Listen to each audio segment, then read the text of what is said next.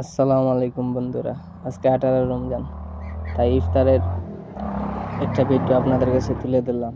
চাইলে প্রতিদিন তুলে দিতাম পারতাম, কিন্তু আসলে এরকম সময় হয় না, তাই ভিডিও দিতে পারি না।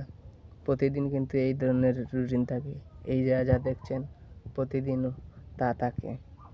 এই যে আমরা স্বামী স্ত্রী দুজন ইফতার করছি। এই যে বেগুনি,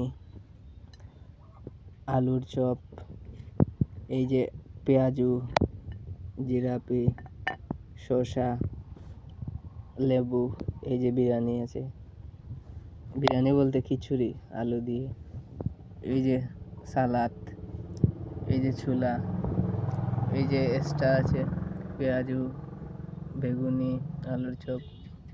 এগুলা আশা করি আপনারা সবাই দেখবেন, আর সবাই ইফতার সামনে নিয়ে বেশি বেশি করে দোয়া দুরূদ করবেন, বুঝছেন। শেষ হয়ে গেল, 18 রমজান হয়ে গেল, চোখই লাগতেছে না।